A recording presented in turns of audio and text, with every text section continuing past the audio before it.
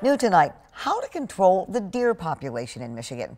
According to the state's Department of Natural Resources, it is growing quickly, and the number of hunters registering for deer tags is decreasing.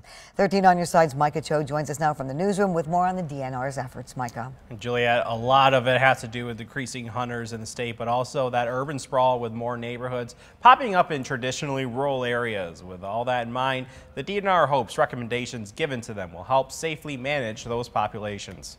Why is the Michigan Department of Natural Resources seeking recommendations for deer management? Is it the decline in the number of deer hunters? So within a 20+ year period, we will have lost almost 250,000 deer hunters in Michigan. Or the spread of diseases. The potential spread of bovine tuberculosis, not only within the deer herd, but within our agricultural community.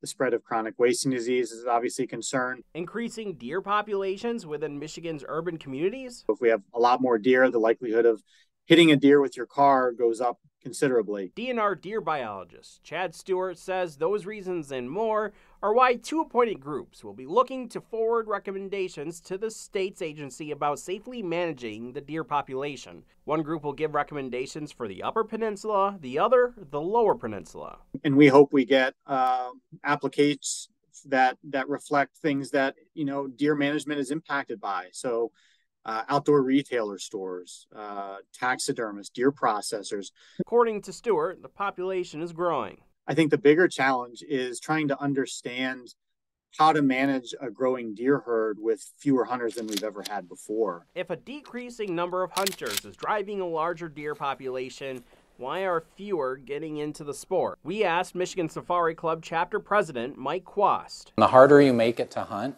meaning the more expensive it is, the more difficult it is to either get a license or to get a firearm or a bow, the more limits there are on where you can do those things. Quast has been hunting since he was a kid. So if we can keep the herd numbers in a good spot, hunters can get out in the woods, be successful. And deer management important for not only hunters, but for all aspects of a growing state. And that's why it's regulated hunting. It's not just people out there shooting whatever and how many of whatever they want. It's very regulated by our government so that things are in check, and we have biologists who are watching those things to make sure everything's right.